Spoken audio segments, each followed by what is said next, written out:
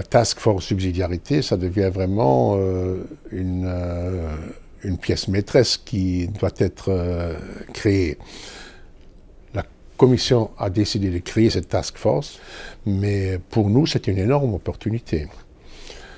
Pour deux raisons. Nous sommes déjà, par le traité de Maastricht, et plus encore celui de Lisbonne, un peu les gardiens de la subsidiarité. Nous avons la possibilité d'intervenir dans les procédures de contrôle et nous avons surtout ce droit très fort d'aller devant la Cour de justice. On commence d'abord à exercer les compétences là où on est le plus près des citoyens.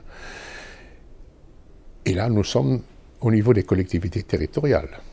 Alors, la subsidiarité vous dit, mais regardons d'abord si ça peut être fait par les collectivités territoriales.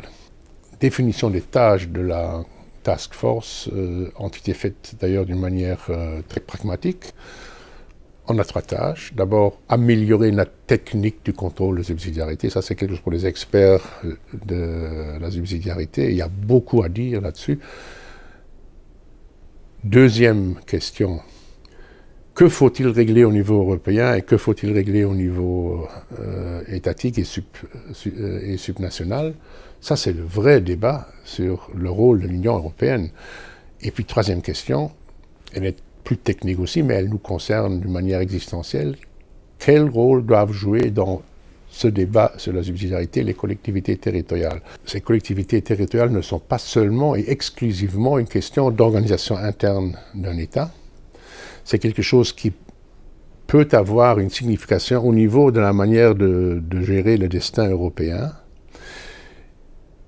Et si cela est le cas, alors ça veut dire aussi, si on réfléchit un peu plus loin, qu'il faut absolument des formes de décentralisation. Il y a fondamentalement deux aspects quand je regarde le problème subsidiarité par rapport à l'Europe.